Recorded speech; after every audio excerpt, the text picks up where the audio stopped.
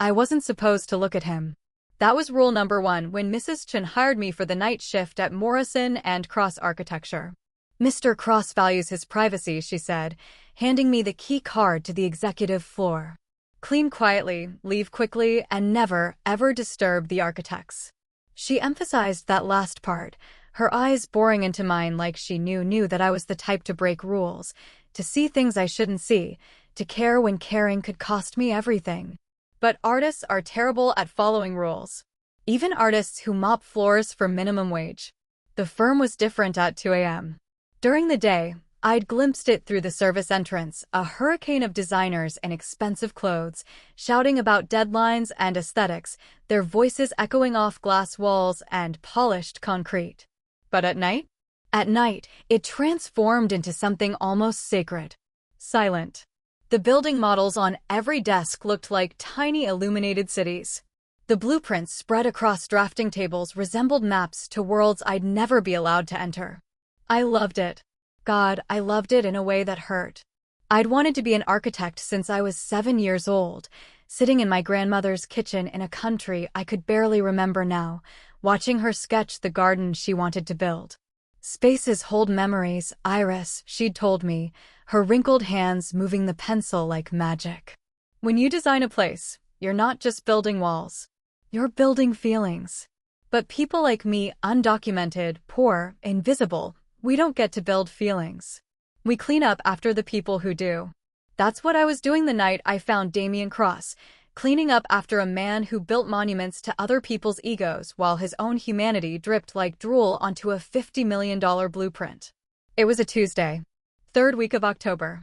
I remember because I'd just sent money home to my cousin, $200 I couldn't afford to spare but couldn't afford not to send. My supervisor had warned me about the executive floor. Mr. Cross sometimes works late. If he's there, pretend you don't exist. He doesn't like being interrupted.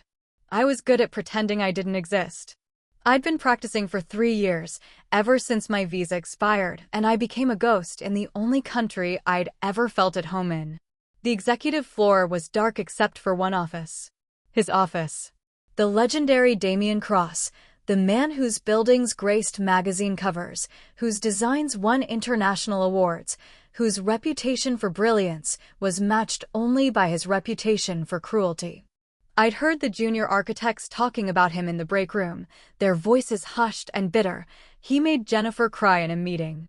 He told Marcus his design looked like a child's Lego project. He's a genius, but he's a monster. Monsters don't drool on their own blueprints. But that's what I saw when I paused outside his glass-walled office, my cleaning cart squeaking softly in the silence. Damien Cross, slumped over his drafting table, one arm beneath his head like a pillow, the other stretched across papers covered in sketches and notes. His dark hair was a mess. His expensive shirt was wrinkled. And yes, there was definitely drool soaking into what looked like an extremely important document. I should have kept walking. That was the smart move, the safe move, the move that kept me employed and invisible. But he looked so human. Vulnerable in a way that felt wrong to witness, like I'd stumbled onto something private. The notorious Damien Cross, reduced to exhaustion, his face soft with sleep in a way it probably never was when he was awake. I noticed the dark circles under his eyes. The coffee cups scattered across every surface, 7 of them, all empty. The desk chair that had been pushed aside, like he'd been too tired to even sit properly. How many nights had he been here? How long since he'd gone home? My abuela's voice whispered in my memory, "Kindness costs nothing, Mija. But its absence costs everything." I made a decision that would change both our lives.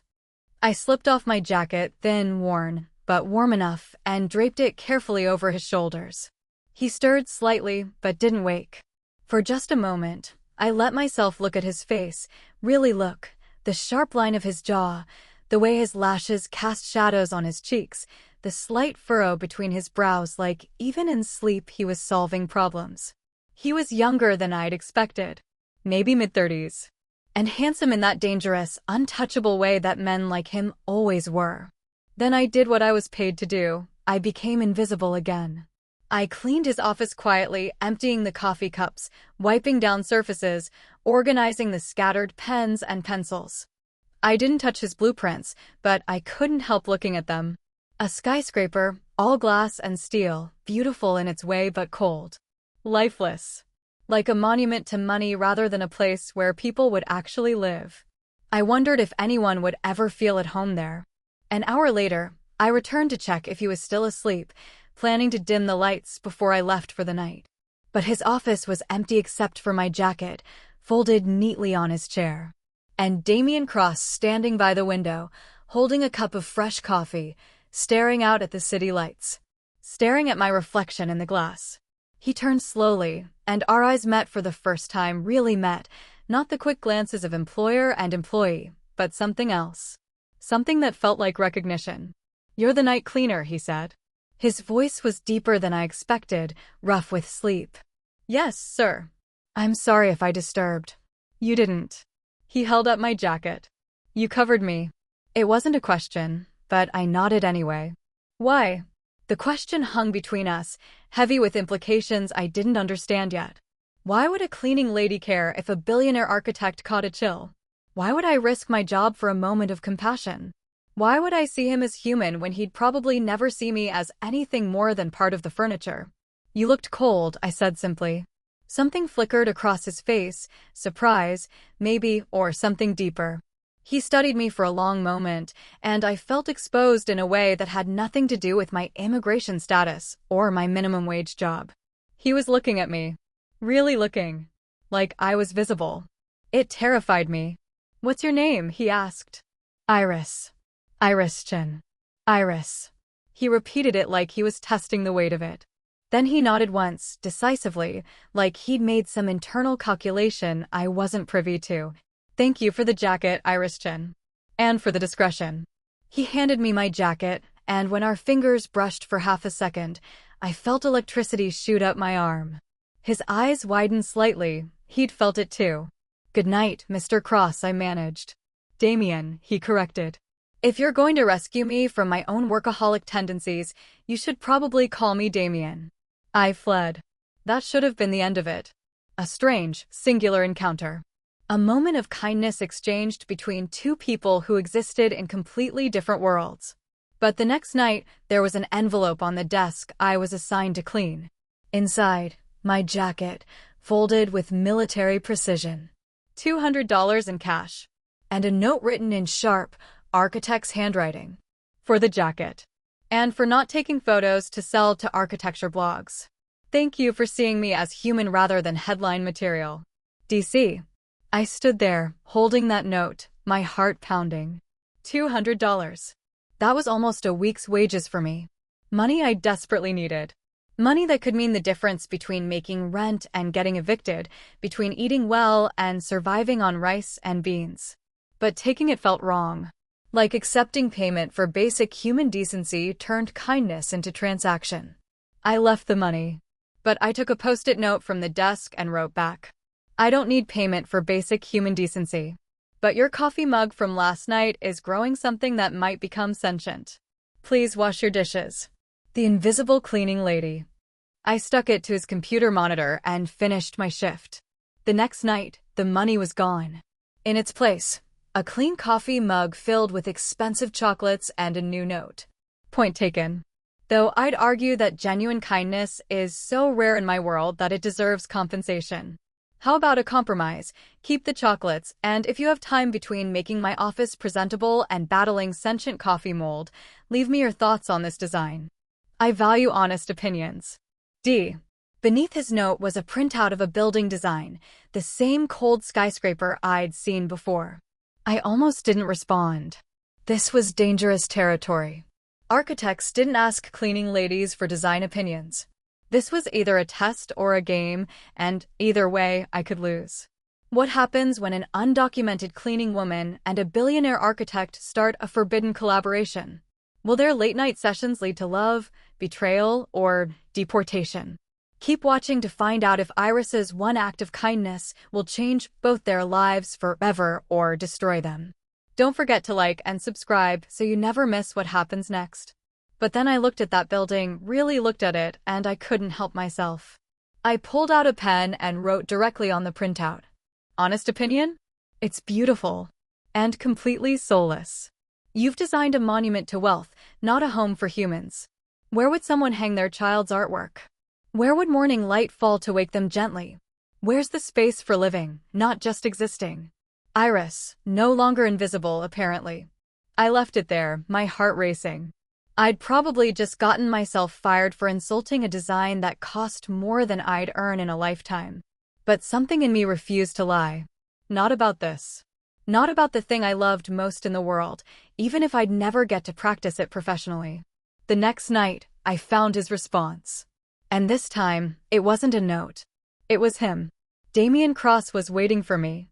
Not in his office, but in the hallway outside it, leaning against the glass wall with his arms crossed, wearing jeans and a black sweater instead of his usual tailored suit. It was 2:30 a.m. on a Thursday, and he looked like he'd been standing there for a while. "Soulless," he said as I approached with my cleaning cart, my heart hammering so hard I was sure he could hear it. "You called my design soulless." I gripped the handle of my cart, preparing for the termination I'd been expecting all day. "I'm sorry if I overstepped, Mr. Cross." "Damien," he corrected, pushing off the wall. "And you didn't overstep. You were right." I blinked. What? You were right." He ran a hand through his hair, and I noticed how tired he looked, not just physically exhausted, but worn down in some deeper way. "I've been staring at that design for 3 months, knowing something was fundamentally wrong with it, but I couldn't articulate what. Then you write 8 sentences and completely eviscerate the core problem." "I didn't mean to eviscerate." "Where would someone hang their child's artwork?" he quoted, his dark eyes locked on mine. That one question undid everything I thought I knew about that project. Because the answer is nowhere. There's nowhere in my design for life to happen. Just expensive surfaces for expensive people to exist between. I didn't know what to say. This wasn't how I'd imagined this conversation going. "Who taught you to see buildings that way?" he asked. "My grandmother." She wasn't an architect, she understood that spaces hold feelings. "That design is about people, not just aesthetics." She was right. He paused, then seemed to make a decision. "Come inside. Please." Every instinct screamed at me to refuse. This was improper, potentially dangerous, definitely a violation of about 17 workplace policies. But he was already walking into his office, and despite my better judgment, I followed. His office looked different tonight. The blueprints were gone, replaced by dozens of sketches scattered across every surface, variations on the skyscraper design, each one slightly different, like he'd been frantically trying to solve a puzzle. "I've been redesigning it," he said, gesturing at the chaos. "Since I read your note. But everything I create still feels hollow. I can change the shapes, adjust the materials, add trees or gardens or whatever, but I can't." He stopped, frustrated. "I can't make it feel human." "Because you're designing for an idea of people," I said quietly, surprising myself with my boldness. "Not for actual people." He turned to face me fully. "Explain. When was the last time you lived in affordable housing?" I asked. "When did you last worry about rent, or wonder if your apartment would have heat in winter, or share a bathroom with strangers, because that's all you could afford?" His jaw tightened. "A long time ago." "Then how can you design for that experience? You're imagining what you think people need. But you're not asking what they actually need. And you know what they need?" I gestured at myself, my worn cleaning uniform, my scuffed shoes, the reality of who I was standing right there between us. "I live it, Damien. Every single day." The use of his first name hung in the air. I'd said it without thinking, and now I couldn't take it back. He stared at me for a long moment, something shifting in his expression. Then he did something that changed everything. He pulled out a chair at his drafting table and gestured for me to sit. "Show me," he said simply. "Show you what?" "What I'm missing. What you see that I don't." I should have said no. Should have finished my cleaning shift and maintained the boundaries between his world and mine. But when would I ever get another chance like this? To touch the tools of the trade I'd dreamed about? To speak the language of design with someone who actually understood it? I sat. For the next hour, Damien Cross and I dissected his building design. Not as architect and cleaning lady, but as two people trying to solve a problem. He asked questions, I answered honestly. Where would children play? How would elderly residents navigate the space? What about privacy versus community? What makes a place feel safe? I found myself sketching on his expensive paper, my rough drawings next to his precise architectural renderings. Adding balconies at heights where morning light would fall. Suggesting communal gardens where neighbors could meet organically. Pointing out that his grand entrance was intimidating rather than welcoming. You're not designing a building, I told him. You're designing someone's entire world. For people who can't afford much, their home is everything, their sanctuary, their identity, their proof that they matter. It can't just be functional. It has to feel like they're worth something. Damien had gone very still. Say that again. Which part? The last part. About worth. It has to feel like they're worth something, I repeated. Like someone designed this space specifically for them to thrive in, not just to exist in. He picked up a pencil, his hand moving across a fresh sheet of paper with sudden intensity. My mother was a housekeeper, he said quietly, not looking up. Undocumented. We lived in a single room in someone's basement, me, her, and my little sister. No windows. One bare bulb for light. The landlord said we should be grateful. I went very still. I was 12 when I took her. My sister and I went into foster care separately. His pencil kept moving, sketching something I couldn't quite see yet. I decided then that I would build things so permanent, so monumental, that no one could ever take them away. Buildings that would last forever. But you forgot why they need to last, I said softly, understanding washing over me. He looked up, and his eyes were raw with something painful. I forgot that permanence without humanity is just a tomb. The words settled between us like a confession. I became exactly what I hated, he continued. I design luxury monuments for people who've never had to worry about being displaced. I forgot what my mother taught me, that even in that terrible basement room, she made it beautiful. She hung curtains she'd sewn herself. Put flowers in a glass jar. Made it feel like home, even though it was temporary, even though we could be forced out at any moment. She sounds wonderful, I whispered. She was. He set down his pencil. And you remind me of her. The way you see spaces, the way you think about people living in them. That note you left about where children would hang artwork, my mother used to tape my drawings to the basement walls. Our landlord said it damaged the paint. She did it anyway. Something in my chest cracked open. This powerful, intimidating man suddenly seemed as vulnerable as I felt every day, just better at hiding it. Iris, he said, my name careful in his mouth, I need your help. Really need it. There's a competition, affordable housing development for low-income families. I've been trying to design for it for months, but everything I create feels like I'm designing down to people rather than for them. You see what I can't see anymore.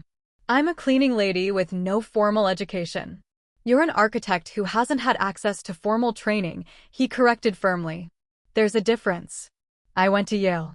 I have every credential and award imaginable. But credentials don't teach you truth. Experience does. And you have something more valuable than my degree. You have authenticity. What are you asking?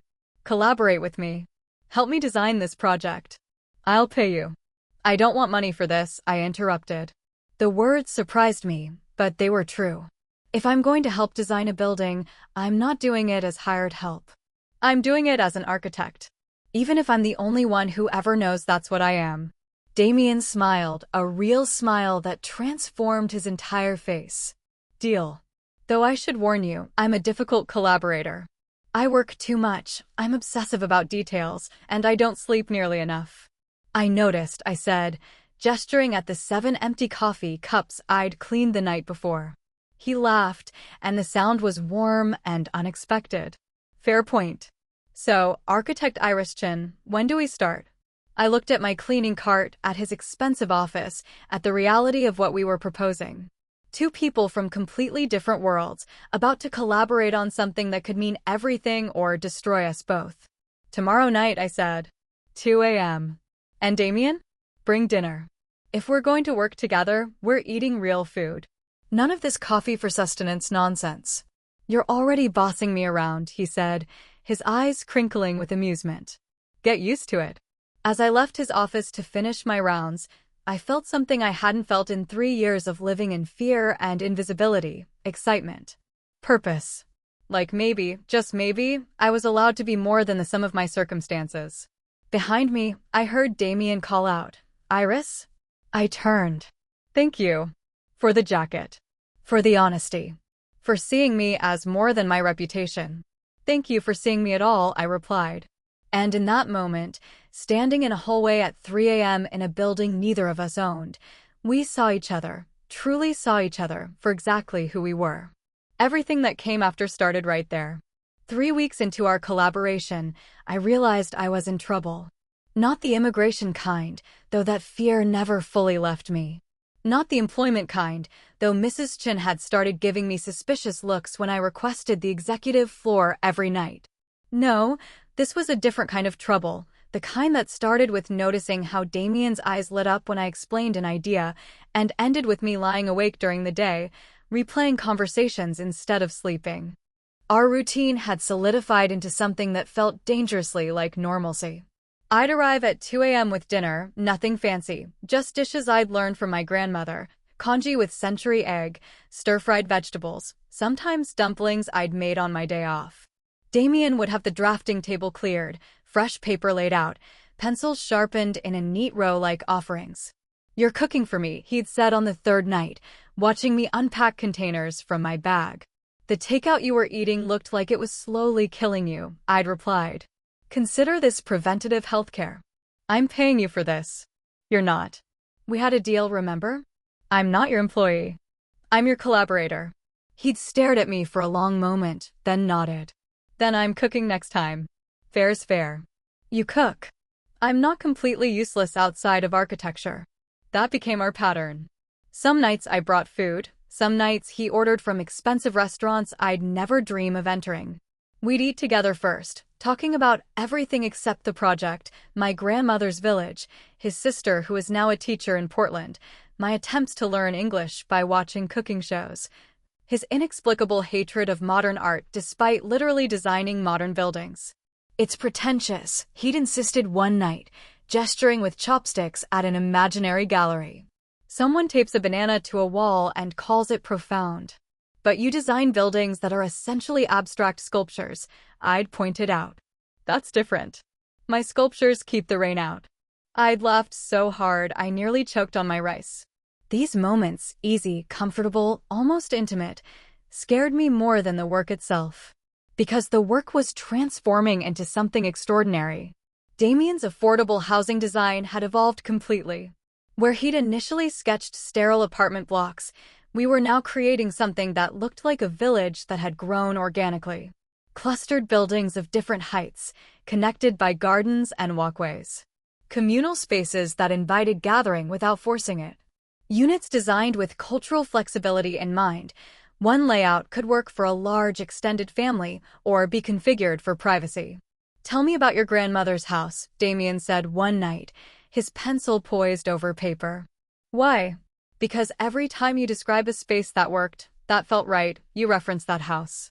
I need to understand what made it special." I closed my eyes, letting the memory wash over me. It wasn't big. Maybe 800 square feet for 7 people. But it never felt cramped because of how she designed the flow.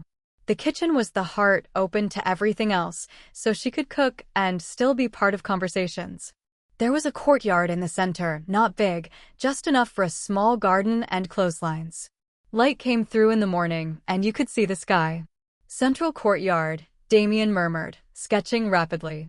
"Natural ventilation, natural light, visual connection to nature even in dense housing."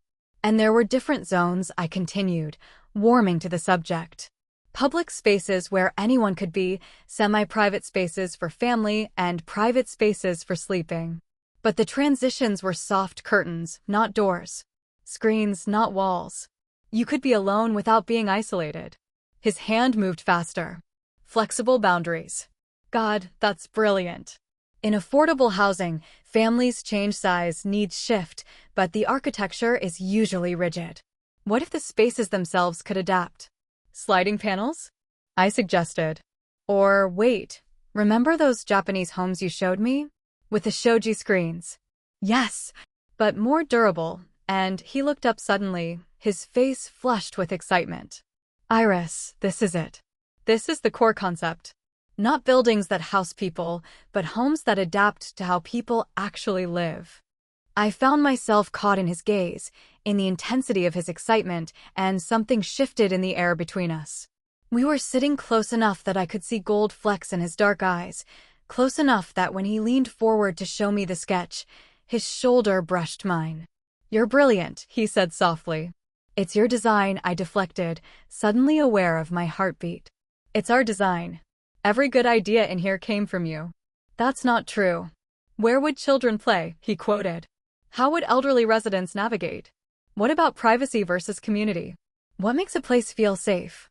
Those questions reshaped everything. "You're not just helping me design a building, Iris. You're teaching me to see architecture the way you do, as spaces for living, not just structures for existing." His hand was very close to mine on the drafting table.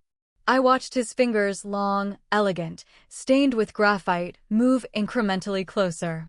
"Damien," I whispered, not sure if I was warning him away or asking him to continue. "I know," he said. "I know this is complicated. You work for the firm. I'm technically in a position of power. There are a dozen reasons why. I'm undocumented," I said bluntly, and watched him flinch. "If anyone discovers what I am, I get deported. If they discover us working together like this, I lose my job and my visa case becomes impossible. And you'd be accused of exploiting an employee.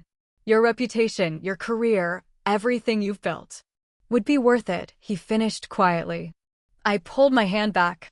"You don't mean that. You don't know me well enough to mean that." "Don't I?" He leaned back, putting physical distance between us even as his words drew us closer. "I know you cook your grandmother's recipes because food is how you express care. I know you sketch on napkins when you think I'm not looking. I know you're brilliant and kind and brave, staying in a country that could throw you out at any moment because this is home, even though home doesn't claim you back. I know that when you talk about architecture, your whole face lights up like you're describing someone you love. Things are about to get messy. Marcus just caught them together, and trust me, what he does next will shock you. If you're invested in Iris and Damien's story, smash that like button and drop a comment telling me, should Iris risk everything for love or run before it's too late? Part of me wants to protect her, but part of me wants her to fight. What would you do? Subscribe so you don't miss the drama that's coming. "Stop," I said, but my voice came out broken. "Why?" "Because I'm already in too deep." The confession escaped before I could stop it. "Because I look forward to these nights more than anything else in my life. Because when I'm with you, I forget to be afraid. And that's dangerous, Damien. That's so dangerous for someone like me." He was quiet for a long moment. Then, "What if I told you I'm afraid too?" "Of what?" "You're a citizen, wealthy, successful. Of how much I need this. These nights. This work. You." He ran a hand through his hair, frustrated. "I've been sleepwalking through my career for years, Iris. Designing buildings I don't believe in for clients I don't respect, telling myself it's fine because I'm successful. Then you write 8 sentences on a printout and wake me up. You make me remember why I wanted to be an architect in the first place. And that's terrifying because now I can't go back to sleepwalking. So what do?" I asked. "We finish this project," he said firmly. "We create something beautiful and true. We change lives by designing spaces where people can thrive. And we deal with the rest as it comes." That's not a plan. That's optimism. Do you have a better idea? I didn't. God help me, I didn't. "Show me what you're thinking for the communal gardens," I said finally, choosing work over the conversation that could ruin us both. Damien held my gaze for another heartbeat, then nodded and pulled out a fresh sheet of paper. We didn't talk about what had almost happened. We didn't acknowledge the electricity still crackling between us. But when we worked, our hands brushed more often. When he explained concepts, he stood closer. When I sketched, I was acutely aware of him watching me with an expression I didn't dare interpret. At 5 a.m., when my shift was technically over, he walked me to the elevator. "Same time tomorrow?" he asked. "Same time." The elevator doors started to close, and on impulse, stupid, reckless impulse, I stopped them. "Damien, yeah, thank you for seeing me as an architect. Even when I can't afford to see myself that way. His smile was sad and warm, and everything I couldn't let myself have. You were always an architect, Iris. I just gave you paper and pencils. The doors closed between us, and I leaned against the elevator wall, trying to catch my breath. 3 weeks in, and I was in so much trouble. The kind that had nothing to do with immigration status and everything to do with falling for a man I had no business falling for. But God, the buildings we were creating together. They were going to be beautiful. I need to tell you something. Damien's voice was serious when I arrived on Monday night, and my stomach immediately dropped. This was it. He'd reconsidered, realized the risk wasn't worth it, decided that our collaboration was too dangerous to continue. Okay, I said carefully, setting down the container of dumplings I'd brought. He pulled out a folder, official-looking with a gold seal on the cover. The Morrison Housing Initiative. It's an international competition to design affordable housing for urban spaces.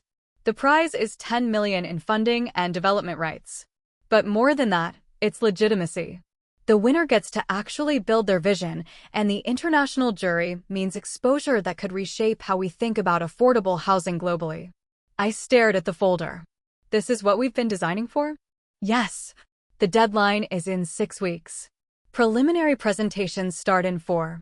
He paused.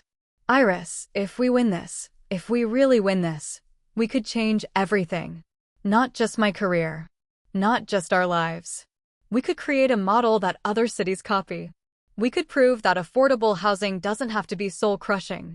That poor people deserve beauty too. Poor people deserve beauty too, I repeated, the words hitting me squarely in the chest. You really believe that? I'm starting to. Because of you.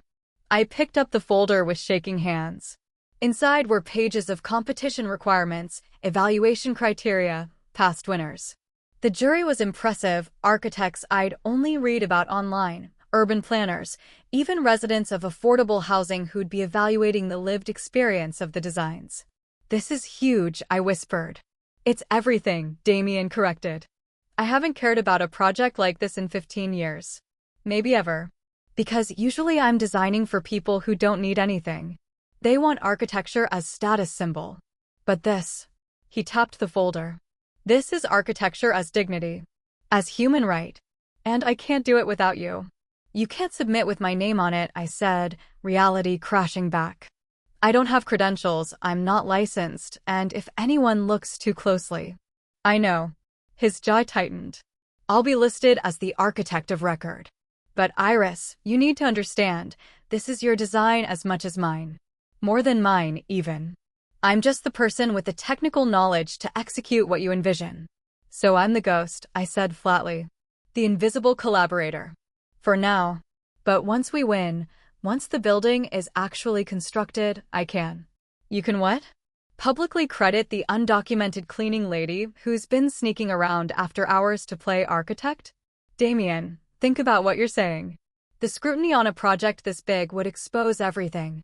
My status, your employment violations, the firm's liability. Then what do you want me to do? He demanded, frustration breaking through. Not enter? Waste everything we've created? Or enter and lie about it being solely my work? I don't know. I shot back. I knew this would happen. I knew that eventually we'd hit the wall where my reality and your reality can't coexist. You get the glory and the legitimacy and the career boost, and I get to keep cleaning toilets while pretending I didn't pour my soul into those designs. That's not fair. None of this is fair. That's the point. We stood on opposite sides of the drafting table, breathing hard, the weight of impossible circumstances pressing down on us both. Damien spoke first, his voice quieter. You're right. It's not fair. And I'm sorry, genuinely sorry, that the world works this way. That your talent has to hide while my privilege gets amplified.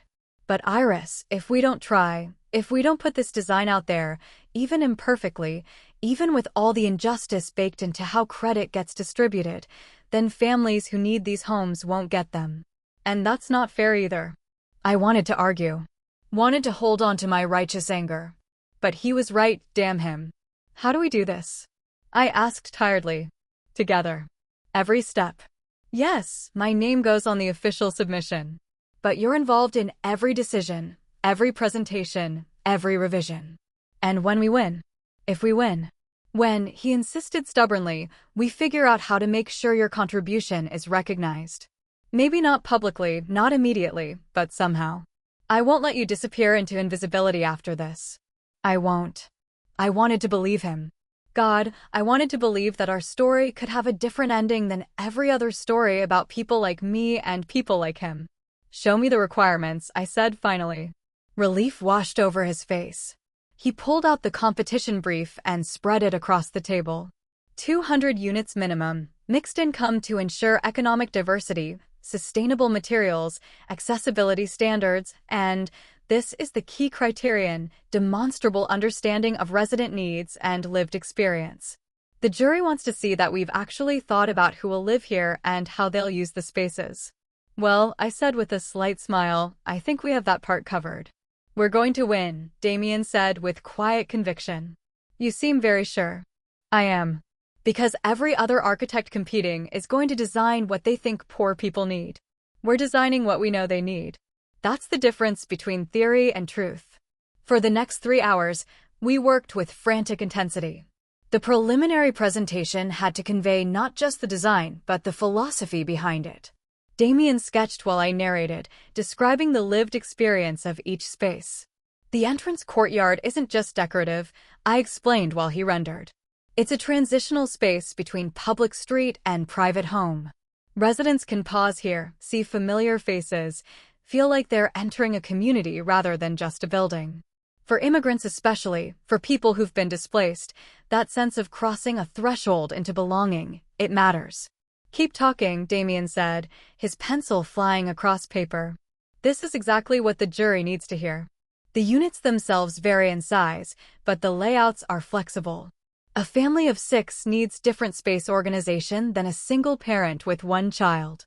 Instead of forcing everyone into identical boxes, we're creating adaptable frameworks. Sliding walls here, convertible rooms there. The architecture serves the residents rather than forcing residents to conform to architecture. You should present this, he said suddenly. I laughed bitterly. Right. I'll just walk into a competition for internationally renowned architects and introduce myself as the night janitor with opinions. I'm serious. Your passion, your perspective, it's compelling in a way my technical presentations never are. You make people feel why this matters. It's impossible. We'll find a way. Stop, I interrupted. Stop offering me impossible things. I know you mean well, but every time you suggest I could somehow step into the light, you're reminding me that I can't. That I'm trapped in shadows not because I'm not good enough, but because of paperwork and politics and accidents of birth. Damien set down his pencil. I'm sorry. You're right. I keep trying to fix things that aren't fixable with good intentions. Just design with me. Let me be part of creating something meaningful. That has to be enough. But as I said it, I knew it wasn't enough. Not for him, and increasingly, not for me either. We worked until dawn, until the preliminary presentation was complete. The boards were stunning, Damien's technical precision combined with something more human, more emotional. You could look at these renderings and imagine actually living there, imagine children playing in the courtyard, imagine elderly residents sitting in communal gardens, imagine life happening in all its messy, beautiful complexity. It's good, I said finally. Really good. It's ours, he replied, and the possessive pronoun felt dangerous and right. As I gathered my things to leave, he caught my hand. Just for a moment, his thumb brushing over my knuckles. Whatever happens with the competition, Iris, this matters. What we've created together matters. Not just the building. The partnership. The way we see each other as equals even when the rest of the world says we're not. I squeezed his hand once, then let go. For weeks until preliminary presentations. We have a lot of work to do. We'll be ready. I left his office as the sun rose, and for the first time since arriving in this country, I felt like I was building something that would last. Not just a building, but proof that I existed, that my ideas had value, that I was more than my documentation status. Even if no one would ever know my name. The next 3 weeks blurred into a fevered dream of creation. Damien and I fell into a rhythm that felt less like collaboration and more like choreography, each of us instinctively knowing when to lead and when to follow. He'd sketch structural solutions. I'd overlay the human elements. I'd describe how a space should feel. He'd translate feeling into form. We argued about details, the height of counters, the width of hallways, the placement of windows, but our arguments were productive, both of us pushing toward something better than either could create alone. And somewhere along the way, the boundaries between professional and personal began to dissolve. It started small. Damien bringing me coffee from the expensive shop on the corner, prepared exactly how I liked it even though I'd never told him. Me noticing he hadn't eaten lunch and bringing extra food. Him leaving an architecture book on the table with certain pages marked, "Thought you'd appreciate this." Me sketching a small portrait of him in the margins of my notebook, not realizing he'd found it until he left a note. "Is this really how you see me?" Less severe than I thought. Then the touches started. Accidental at first, hands brushing as we reached for the same pencil, shoulders pressed together as we leaned over the drafting table, his hand at the small of my back as he guided me to look at something. But increasingly deliberate. His fingers lingering on mine when passing papers.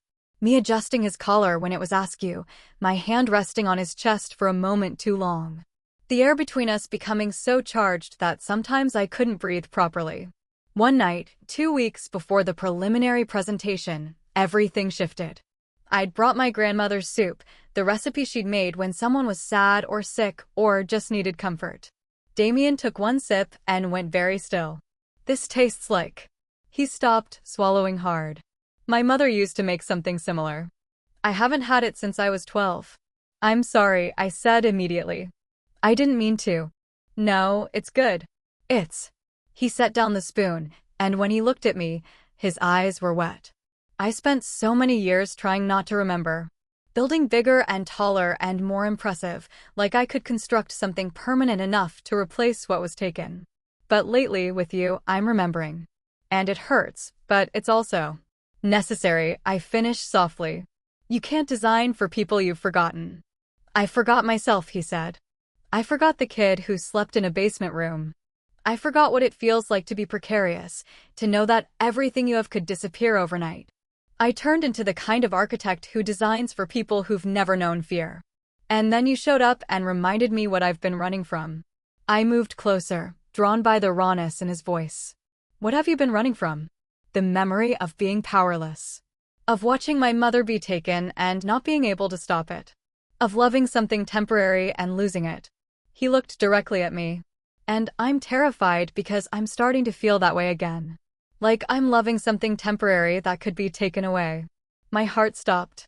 "Damien, I know we agreed not to talk about this. I know all the reasons why it's complicated and probably impossible. But Iris, I need you to know," he stood, moving around the table until he was directly in front of me. "This isn't just about the project anymore. Maybe it never was. I should have stepped back. Should have reinforced the boundaries that kept us both safe. Instead, I stayed frozen, looking up at him." "What are you saying?" "I'm saying that somewhere between your first note about my coffee mold and tonight's soup that tastes like childhood, I fell for you. I'm saying that when you talk about architecture, I see the world differently. I'm saying that you've become essential, not just to my work, but to how I understand myself. And I know that's not fair to put on you. I know you have enough to carry without my feelings added to the weight, but I can't pretend anymore that this is just professional collaboration." The confession hung between us, impossible and true. "I could be deported tomorrow," I whispered. "I live every day knowing that possibility. How can you, how can anyone build feelings on that kind of foundation?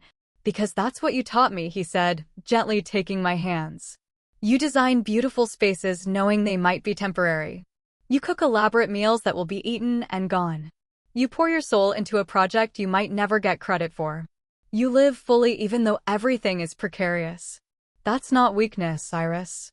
That's the bravest thing I've ever seen." Wait, did you catch that? Marcus has been watching them this entire time.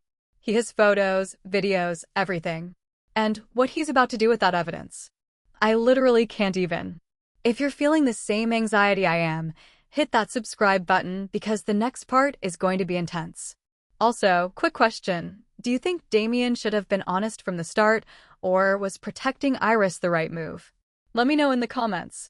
Your support means everything. Don't forget to like. Tears spilled down my cheeks. I'm scared. Me too. If anyone finds out. I know.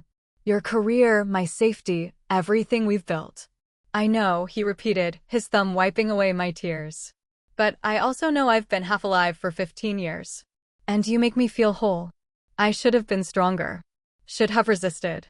But I was so tired of being strong, of always choosing safety over desire, of living small to avoid notice.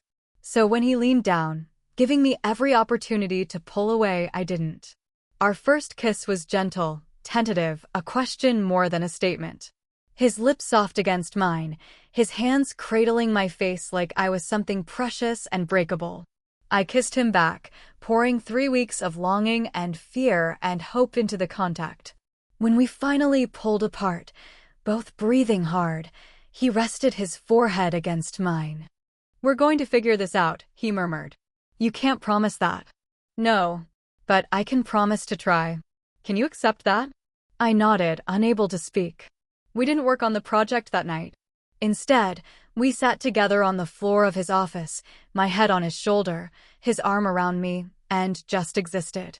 He told me about his sister, about foster care, about the first building he ever designed, a house for his mother that he drew when he was 13, knowing she'd never see it. I told him about my grandmother's death, about crossing the border, about the constant low-level terror of invisibility. I see you, he said quietly. I want you to know that. Whatever happens, however this ends, I see you, Irish Chen. Not as my employee or my muse or my collaborator. As yourself. Complete and brilliant and here. I see you too, I whispered back. The person underneath the reputation. The boy who lost his mother. The man trying to build meaning out of monuments. We stayed like that until dawn, holding each other in the quiet, both knowing we'd crossed a line that couldn't be uncrossed. When I finally left, he walked me all the way to the building exit, still holding my hand. At the door, he kissed me once more, soft and sweet. Be careful going home, he said. Always am. I'll see you tonight? Tonight, I confirmed.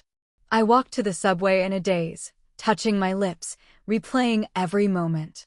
Terrified and exhilarated and already planning what I'd cook for dinner. I didn't notice the man in the expensive suit watching from across the street, his phone raised, taking photos.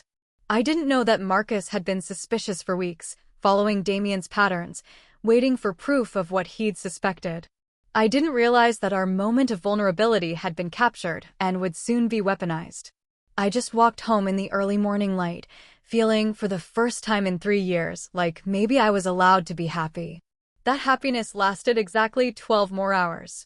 I knew something was wrong when Damien's text came at 11 a.m. Usually we coordinated through brief messages running late, or bringing Chinese food tonight, nothing that could be traced back to anything inappropriate. But this message was different. Don't come to the office tonight. I'll explain later. Please trust me. I stared at my phone in my cramped apartment, still half asleep from the day shift I'd just finished. 3 of my roommates were sleeping in various corners of our single room, and I couldn't call him without waking them. So I texted back. What happened? 3 dots appeared, then disappeared, then appeared again. Finally. Marcus knows. He has photos. I'm handling it. My blood turned to ice. Photos. Of what? Our collaboration? Our kiss? Me entering his office at 2 a.m. night after night? Any of it could destroy us, some of it could get me deported. I typed, should I run? Because that was always my first instinct now. Whenever trouble appeared, my brain immediately calculated escape routes, bus schedules, cities where I could disappear. No. Stay where you are. Don't do anything. I'm fixing this. But I couldn't just sit still. I paced the tiny apartment until my roommates woke and complained. Then I went to the corner bodega and paced there, buying nothing, just walking aisles until the owner asked if I was okay. I wasn't. I was the opposite of okay. By 3 p.m., I'd had enough. I took the subway to the firm, still wearing my cleaning uniform from last night's shift, looking exactly like what I was supposed to be, invisible service staff. The security guard waved me through without question. I went straight to the executive floor. Damien's office door was closed, voices raised inside. I shouldn't have stopped. Should have kept walking. But I heard my name, Iris Chen, and froze. Employing an undocumented immigrant for unauthorized purposes. That was Marcus, his voice smug. The firm's liability exposure alone is enormous. And the ethical violations of using someone in her position to develop your competition entry? That's career-ending, Cross. I haven't used anyone, Damien's voice, tight with controlled fury. Iris is a talented designer who? Iris is a cleaning lady with no credentials and no legal right to work, Marcus interrupted. Whatever romantic story you're telling yourself about her talent doesn't change that you've been exploiting an employee. How do you think this looks? Powerful architect, vulnerable undocumented woman? This is a #MeToo story waiting to happen. Don't you dare frame this as exploitation. How else should I frame it? Marcus's tone turned condescending. You think she had a choice about staying late to collaborate with you? You think she felt empowered to say no? She's terrified of deportation, Damien. You had all the power in that relationship. Stop talking about her like she has no agency. She doesn't. That's the point. That's why what you did is unforgivable. There was a long pause. When Damien spoke again, his voice was deadly quiet. What do you want, Marcus? Co-lead on the Morrison project. Equal billing, equal credit. You present, but my name goes on every document. And you end whatever this thing is with the cleaning lady before it becomes a legal nightmare. And if I refuse? I have copies of everything. The photos, the timestamps of her entering your office, the building models with her sketches, even recordings from my phone of you two talking. I'll send it all to the firm, to the competition judges, to immigration authorities.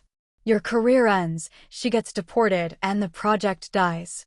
Or you can give me what I want, and everyone moves on with their lives. I couldn't breathe. This was worse than I'd imagined. Not just evidence of our collaboration, but recordings? For how long had Marcus been watching us? You son of a... Choose, Damien. Your principles or your career. Her or your future. You have until Monday morning to decide. I heard footsteps approaching the door and panicked. I couldn't be found here, couldn't let them know I'd been listening. I ran, or tried to run in a way that didn't draw attention, back to the elevator, my heart pounding so hard I thought I might pass out. I made it to the lobby before the tears started. Made it to the street before I had to lean against a building, gasping for air. My phone buzzed. Damien, where are you? We need to talk. I couldn't face him. Not yet. Not with Marcus's words echoing in my head. You think she had a choice? You had all the power. Was that true? Had I ever really had a choice? When your boss offers you an opportunity, when someone with that much power wants something from you, can you truly say no? Or do you just convince yourself it's what you want to because the alternative is unthinkable? I texted back, I heard. I was there. I'm sorry. Then I turned off my phone and went home. For 3 days, I didn't answer Damien's calls or texts. I stopped showing up for my night shifts, calling in sick to Mrs. Chen and not caring when she said this was my last warning. What did it matter? If Marcus exposed me, I'd lose the job anyway. If he didn't, I couldn't keep working there knowing what I'd cost Damien. My roommates thought I was crazy for throwing away good employment over some man. They didn't understand. This wasn't about a man. This was about finally seeing myself through someone else's eyes, seeing myself as an architect, as an equal, as someone whose ideas mattered, and then having that vision revealed as an illusion. Because Marcus was right, wasn't he? I had been exploited. Not in the way Marcus framed it. Damien had never forced me into anything. But the power differential was real. My desperation was real. My lack of choices was real. Maybe our entire collaboration had been built on the fantasy that two people from different worlds could meet as equals. But we weren't equals. We never had been. On the 4th day, someone knocked on my apartment door. I assumed it was the landlord demanding rent, but when I opened it, Damien stood there, looking worse than I'd ever seen him. Dark circles under his eyes, wearing the same shirt he'd had on days ago, hair uncombed. "You've been avoiding me," he said. "You shouldn't be here. If Marcus finds out." I don't give a damn what Marcus finds out. He pushed past me into the apartment, my roommates conveniently absent for once. He took in the space, One room, for mattresses, our belongings in trash bags because we couldn't afford proper storage. This was who I really was. Not the collaborator in his clean office, but a desperate woman living in poverty. "This is where you live," he said quietly. "Yes, this is reality. Not late-night architecture sessions and philosophy about beauty. This is my actual life." He turned to face me. "I'm not giving him the project. Damien, I'm not. I've spent 4 days trying to find a compromise, a way to protect you and protect the work and still have integrity. There isn't one. So I'm choosing integrity. I'm going to tell the firm about our collaboration. I'm going to credit you properly. And whatever happens after that, to my career, to your status, to both of us, we'll face together." "No," I said flatly. "Absolutely not. It's already decided. You don't get to make that decision for me." My voice rose, all the frustration and fear of the past days pouring out. "You don't get to sacrifice your career to solve your conscience about power dynamics. That's not nobility, Damien. That's just another form of control." "I'm not crying, you're crying." Loudly crying face Iris just pushed away the one person who truly sees her, and I don't know if I can handle this heartbreak. But here's what you need to know. Her story is far from over. What she does in the next 2 weeks will change everything, not just for her and Damien, but for thousands of families who need the housing they're designing. If you want to see how Iris goes from invisible cleaning lady to someone the entire architecture world is talking about, you need to subscribe. Drop a broken heart in the comments if you're feeling this as much as I am. He stepped back like I'd slapped him. "I'm trying to do the right thing.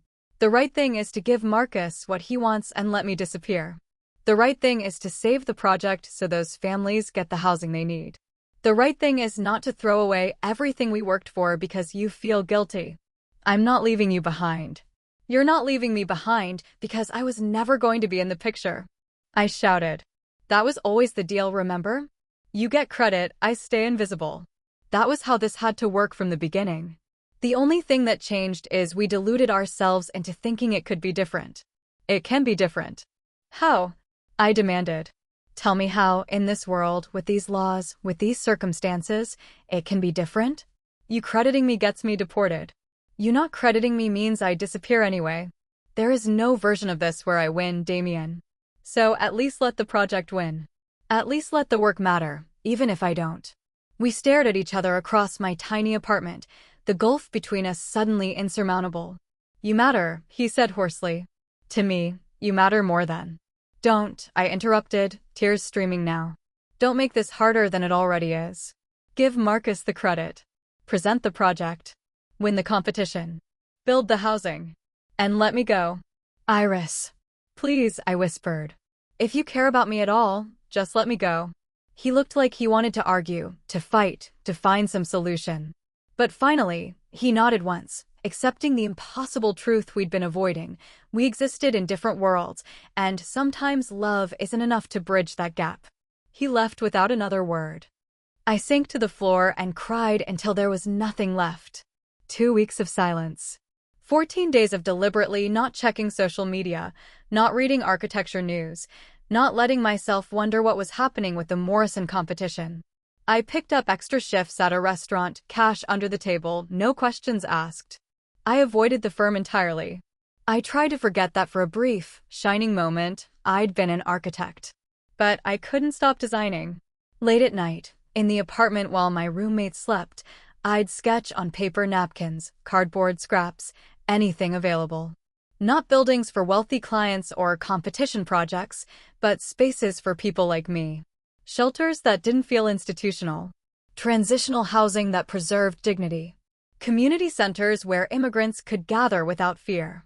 I was designing for the invisible. And something strange happened. The designs got better. Freer. Without worrying about Damien's approval or technical feasibility or competition requirements, I created from pure truth. These weren't architecture as art, they were architecture as activism. Every line I drew was an argument that people like me deserved better. On day 10 of silence, I started writing. Not just design descriptions, but a manifesto. Everything I'd learned from my grandmother, from living in poverty, from being undocumented, from 3 weeks of intense collaboration with Damien. It all poured onto pages torn from a composition notebook. Architecture of Dignity, Designing for the Displaced by Anonymous. I wrote about biophilic design not as aesthetic choice, but as psychological necessity, how seeing green things, living things, reminds people they're alive too. I wrote about flexible spaces that respect cultural differences, about how immigrant families need different organizational systems than the nuclear families architects usually design for. I wrote about entrances that welcome instead of intimidate, about sight lines that provide security without surveillance, about materials that age gracefully because poor people can't afford constant maintenance.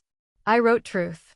And then, on day 12, I did something reckless. I submitted it to the Morrison Housing Initiative's Community Voice category, a section where residents and advocates could submit proposals or commentary to inform the jury's decision.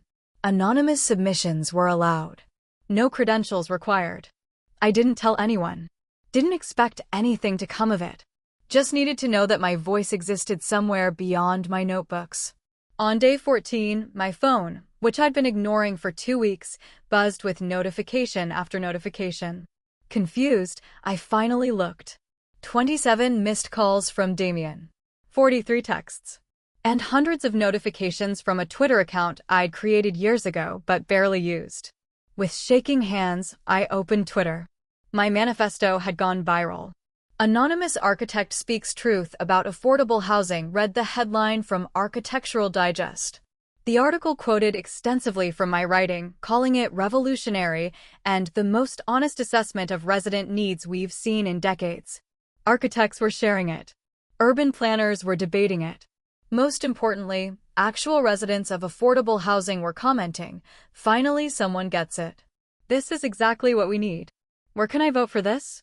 Someone had turned my text submission into a beautifully illustrated PDF with rendering, my sketches from napkins and notebooks, scanned and enhanced, showing exactly what I'd envisioned.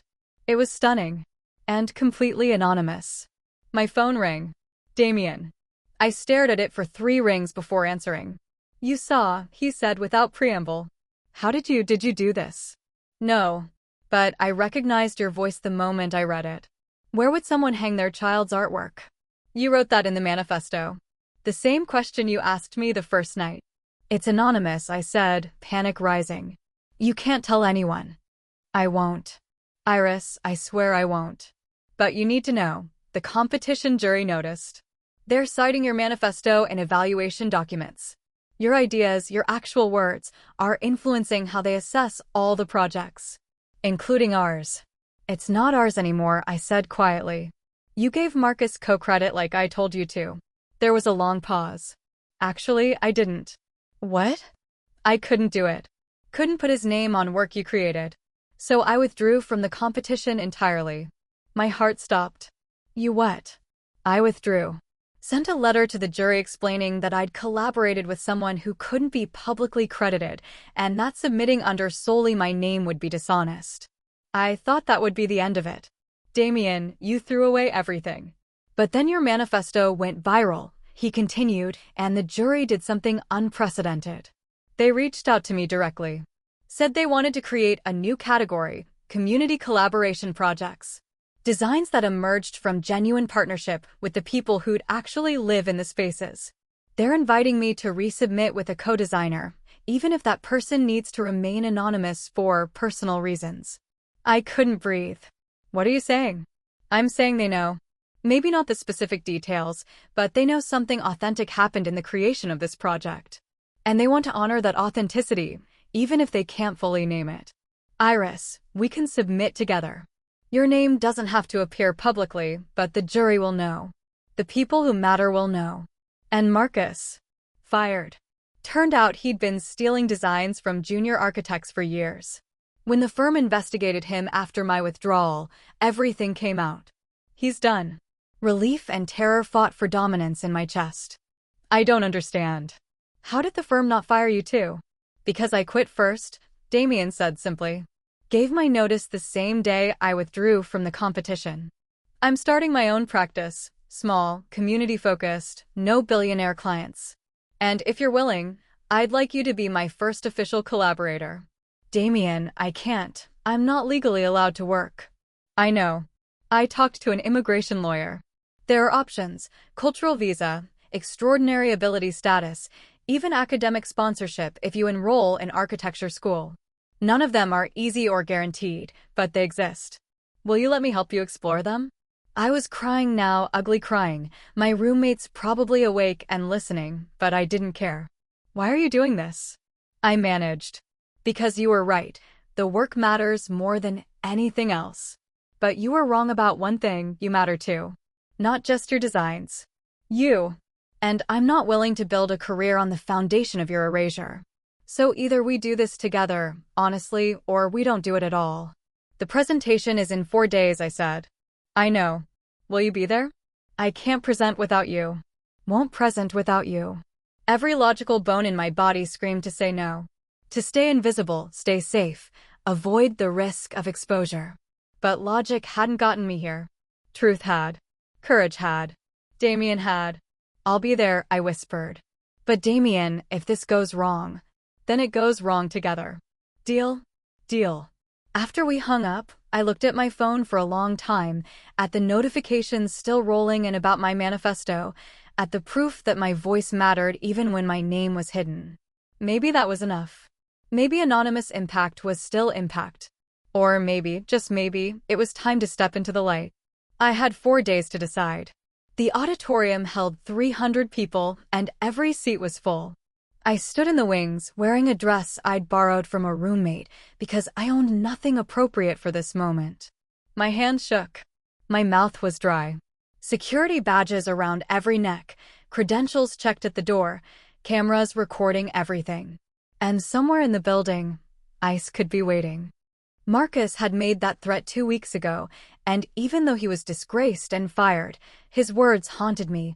I'll send it to immigration authorities. Had he followed through out of spite? Was I walking into a trap? You don't have to do this, Damien said quietly beside me.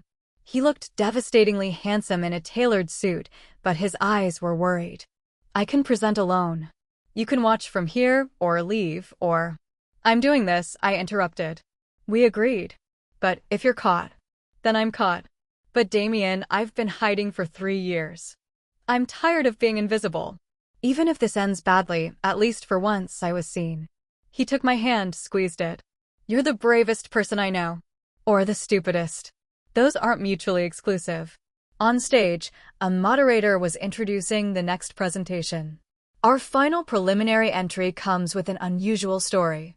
Damien Cross, formerly of Morrison and Cross, withdrew his submissions several weeks ago citing ethical concerns about collaboration credit. The jury was sufficiently intrigued to invite a resubmission under our new community collaboration category. Please welcome Damien Cross and his co-designer, who will be presenting their proposal for the Morrison Housing Initiative. That's us, Damien said unnecessarily. We walked onto the stage together. The lights were blinding. The audience was a blur of faces, jury members in the front row, press in the back, competitors scattered throughout, architectural students with notebooks. I tried not to search for ICE agents or immigration enforcement. Tried not to think about anything except the work. Our work. Damien began the presentation with our philosophy. Not the technical specifications or the budget breakdown, but the why. Why this design mattered. Why affordable housing needed to be reconceived not as charity, but as dignity. He spoke beautifully, but 5 minutes in, I noticed the jury members checking their phones, their attention drifting. They'd heard visionary speeches before. Words were cheap in architecture. Everyone claimed their design was revolutionary. Damien noticed too. He paused mid-sentence, then made a decision. Actually, he said, I'm not the person who should be telling you this story. He turned to me. Iris. 300 people followed his gaze. I froze. This wasn't the plan. I was supposed to stand beside him silently, lending physical presence to the idea of collaboration without actually speaking. My voice might be recognized from videos Marcus had taken. My face might trigger someone's memory of a cleaning woman. My accent might mark me as foreign, questionable, other. But Damien was looking at me with absolute trust, and the jury was watching with sudden interest, and I thought, I've been silent for 3 years. What's one more risk? I stepped forward. My name is Chen, I said, my voice shaking but clear. And I want to tell you what affordable housing means to someone who actually needs it. The room went completely quiet. I told them about my grandmother's house. About living 4 people to a room in a basement with no windows. About the shelter I stayed in when I first arrived, where privacy was a thin curtain and dignity was rationed like food. I told them about the fear that comes with precarity, how you can't make long-term plans when you don't know if you'll have a home next month. How that instability seeps into everything, your relationships, your work, your sense of self. Architects design for permanence, I said. For buildings that will last centuries. But people in affordable housing live with radical impermanence. We don't need monuments. We need homes that help us feel stable enough to imagine a future. I walked to the screen showing our designs. Pointed to specific features. This courtyard isn't decorative.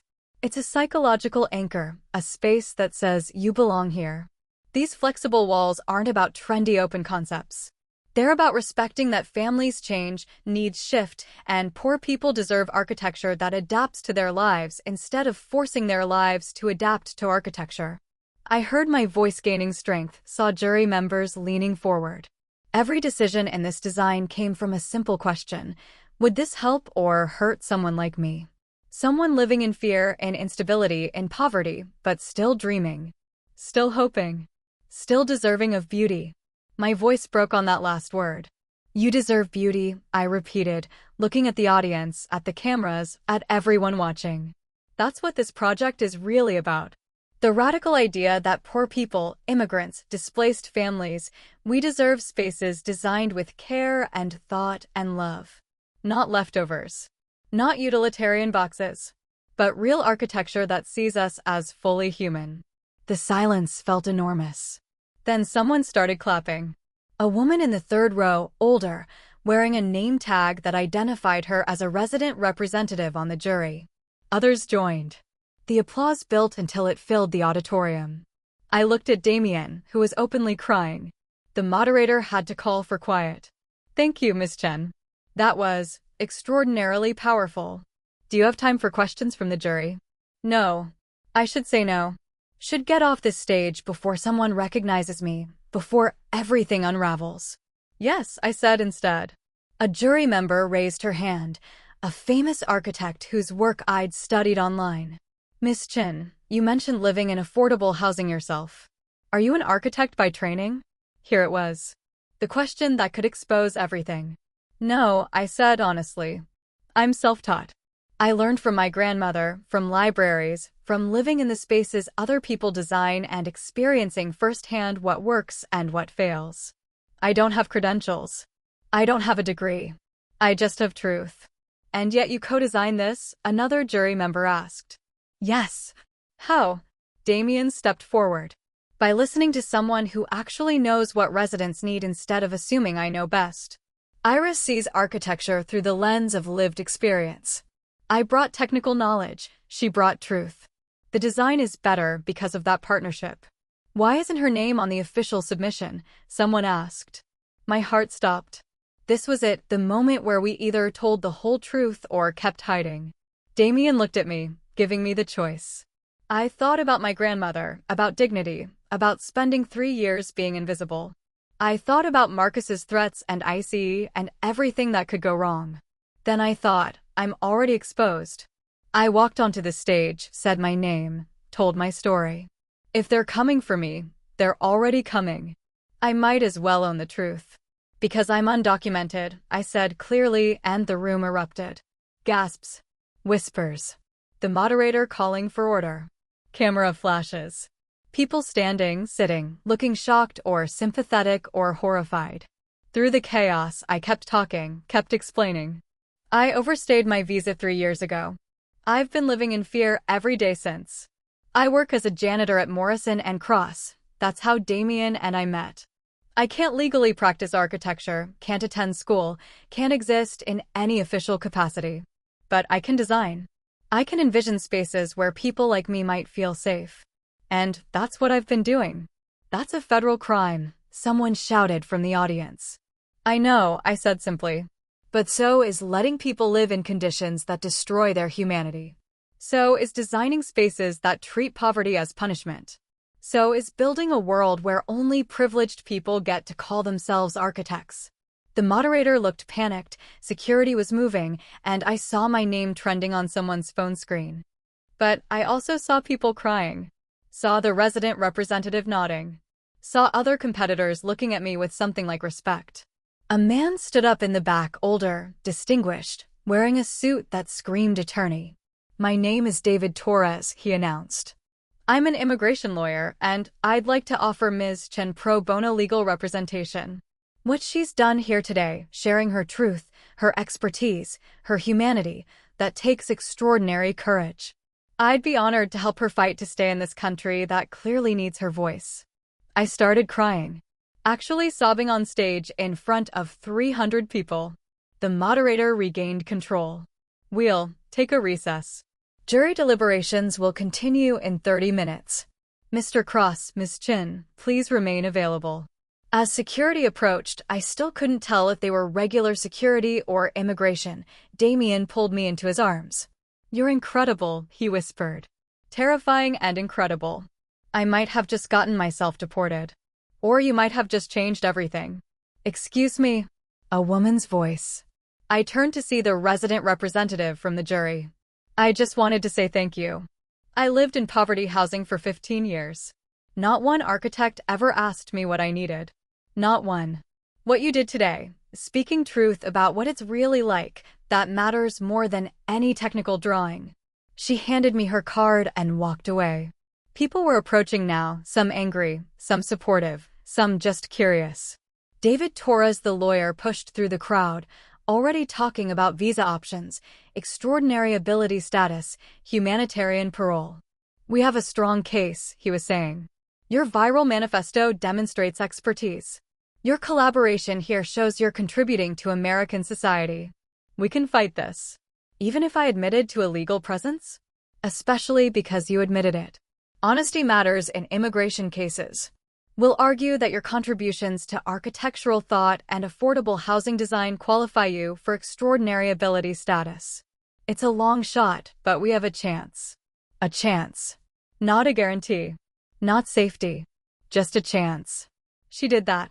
Iris just confessed to being undocumented in front of 300 people, cameras, and possibly ICE agents. The bravery. The risk. I literally have chills.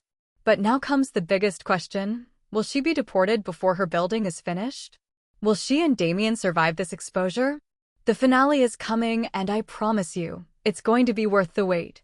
Subscribe and turn on notifications because you do not want to miss how this ends. Comment, "Justice for Iris," if you're rooting for her like I am. Let's show some love. But that was more than I'd had an hour ago.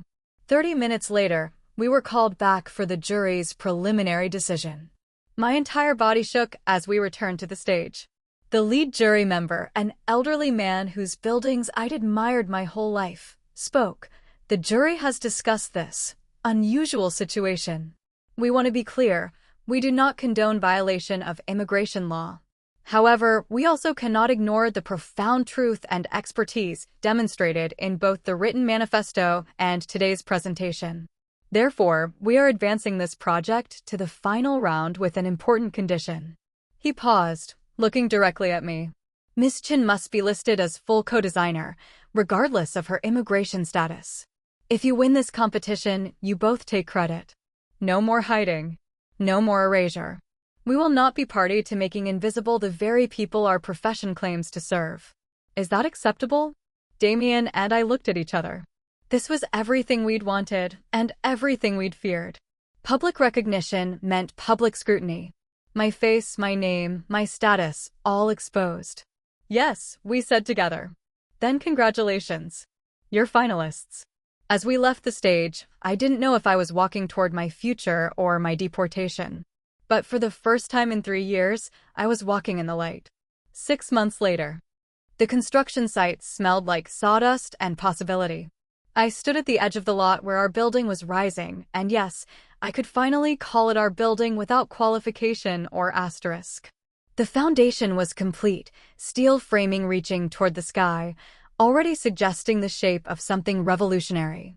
Phase 1 units should be ready for occupancy in 8 months, the project manager was saying, consulting his tablet. We're on schedule and under budget, which is basically unheard of in affordable housing. Damien squeezed my hand. We were always touching now, small reassurances that this was real, that we'd survived, that we were still here. The past 6 months had been a blur of legal battles, media attention, and construction logistics. After the presentation went viral, because of course someone had live-streamed my confession, my life became public property. Immigration rights groups rallied around my case. Conservative pundits called me a criminal.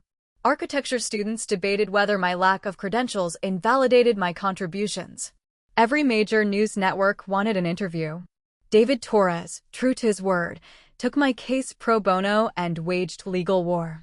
We applied for humanitarian parole based on extraordinary ability in architecture. The viral manifesto helped proof that my contributions to architectural thought were recognized nationally. The competition win helped even more. Because we did win. The jury's final decision was unanimous. Our collaborative design for adaptive, affordable housing would receive full funding and development rights. The announcement made headlines. Undocumented designer wins major architecture prize. Some people celebrated the justice of it. Others raged about rewarding a legal presence. I tried not to read the comments. Morrison and Cross, the firm that had employed me as a janitor, issued a statement distancing themselves from any knowledge of my status, though they conspicuously started a scholarship program for undocumented students pursuing design careers. Guilty conscience or genuine reform? I chose to see it as progress. The hardest part wasn't the public scrutiny or the legal uncertainty. It was the waiting. Immigration cases move slowly, and for months I lived in limbo, temporary protected status that could be revoked at any moment, unable to plan beyond 30-day increments, always aware that I might be forced to leave before the building was complete. Damien put his architecture career effectively on hold to focus on keeping me here. He testified at my asylum hearing. He provided evidence of my architectural contributions. He wrote letters to congresspeople. He leveraged every professional connection he had. You don't have to do this, I told him repeatedly. You could design anywhere, for anyone. Why are you sacrificing everything for someone you've known less than a year? Because you're not someone, he'd replied. You're everything. And I'm not sacrificing, I'm investing. In you, in us, in the kind of architecture that actually matters. True to his word, he'd started an independent practice, cross-community design. Small projects, mostly, a community center here, a transitional housing renovation there. Nothing that would make architecture magazines, but everything that would make actual differences in actual lives. I worked with him on every project, though my title remained ambiguous while my legal status was pending. Design consultant, community liaison, collaborative partner. Euphemisms for architect who isn't officially allowed to be an architect. But the work was real. The impact was real. And finally, 3 weeks ago, my immigration status became real too. Approved, David had said over the phone, his voice shaking with excitement. Humanitarian parole granted for 2 years, renewable. Iris, you can stay. You can work legally. You can enroll in architecture school if you want. You're protected. I'd collapsed in Damien's arms, sobbing so hard I couldn't speak. Not deported, he'd asked, just to be sure. Not deported. Now, standing at the construction site, I wore a hard hat with my name on it, Iris Chen, co-designer. A small thing, maybe, but it meant everything. Visible. Acknowledged. Real. The first residents move in next spring, Damien was saying, pointing to the clusters of units taking shape. We've already got a waiting list of over 200 families. Because people heard the story, the project manager added. About you too. About how this design emerged from actual lived experience. They trust that these buildings will understand their needs. No pressure, I muttered. Damien laughed. We've designed it well. It'll work. You hope? I know. Because we didn't design for some imaginary ideal resident. We designed for you, for my mother, for everyone who's ever felt invisible. We designed for truth. A car pulled up at the site entrance, a news crew, probably, or architecture students wanting a tour. We got both regularly now. Our project had become a case study in community-engaged design, in the importance of lived experience, in what architecture could be when it centered humanity over ego. But this visitor wasn't press or students. It was Claire, Damien's ex-wife, whom I'd met exactly twice, both times awkward and tense. "I'll give you two privacy," I said, starting to walk away. "Stay," Damien said firmly. "She came to see both of us." Claire approached, looking uncomfortable but determined. "Hi. Sorry to show up unannounced. I've been following the project online and—" She paused. "I owed you an apology. Both of you. At the competition, when everything came out, I said some things about you replacing our daughter, about Damien exploiting you, that were unfair and cruel. You were grieving," I said quietly. "And confused." "I understand. That doesn't excuse it." She looked at Damien. "I blamed you for so long. For not being there when Emma died. For choosing your career over family. But watching what you've done these past months, putting everything on hold to fight for Iris, building a practice around meaning instead of money, I realized I didn't know who you'd become. Or maybe I'd forgotten who you always were underneath the corporate architect persona." Damien's eyes were wet. "Claire, you've changed. This work changed you. She changed you." Claire looked at me. "My daughter would have liked you, I think. She always wanted to be an architect too. Used to build elaborate structures out of cardboard boxes. Damien would help her, and they'd design whole cities together." "I didn't know that," I whispered. "He doesn't talk about it much." "About her. The grief is too raw." Claire wiped her eyes. "But I see her in this project. In the spaces for children to play, the gardens, the care taken to make beauty accessible. You're building what she would have wanted to exist in the world. And I'm grateful. Both of you." She handed Damien a box, small, worn. "Emma's architecture drawings. I thought maybe you could use them somehow. An installation in the community center, or just. I want her creativity to be part of this. Part of something permanent and beautiful." Damien took the box like it was made of glass. "Thank you. We'll find the perfect place for them." After Claire left, we stood together looking at the construction site, at the building rising from complicated grief and unexpected love, at proof that broken people could create whole spaces. "Are you going to apply to architecture school?" Damien asked suddenly. "I don't know. Part of me thinks I should get the credentials, prove I belong. But another part wonders if formal education would make me see things differently, maybe worse. Maybe I'd lose the perspective that makes my designs truthful." "You won't lose it. Truth isn't something you can train away. But you'd gain vocabulary, technical skills, professional networks. You'd be able to design even more ambitious projects. Would you come with me? If I applied somewhere?" "Iris, I'd follow you anywhere. Boston, California, Italy if that's what you wanted. But I think we both know where we belong." "Here," I said. "Building for the invisible. Making them visible." He kissed me then, soft and sure and full of promise. Behind us, our building grew taller, its frame casting long shadows in the afternoon light. In 8 months, families would move in. Children would play in the courtyards I'd envisioned. Elderly residents would sit in gardens where morning light fell just right. Immigrants like me would hang curtains in flexible spaces and feel, maybe for the first time, that they were home. "What do we build next?" I asked. Damien smiled, pulling out his phone to show me emails.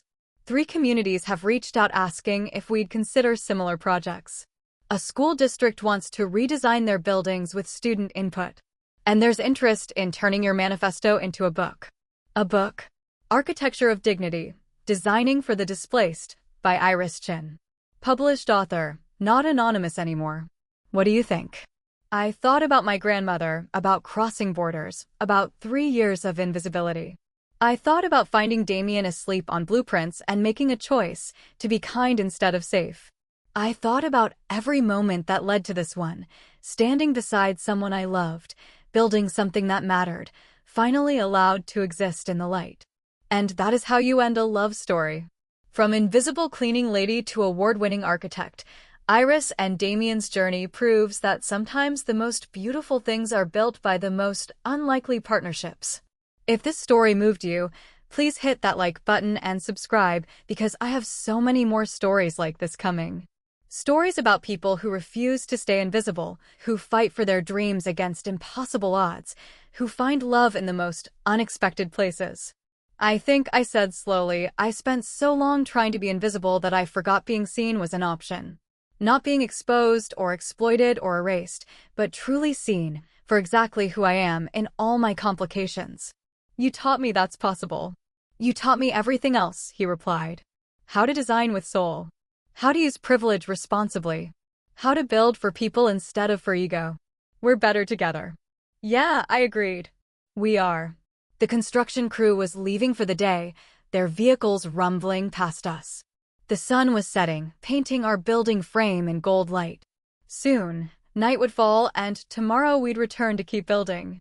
But for now, we stood together at the edge of creation, two people who'd found each other across impossible divides, who'd risked everything for the radical idea that beautiful spaces should belong to everyone. The building rose behind us, solid and real, proof that even the invisible could build monuments. That love could transcend borders. That architecture, at its best, was just another word for home.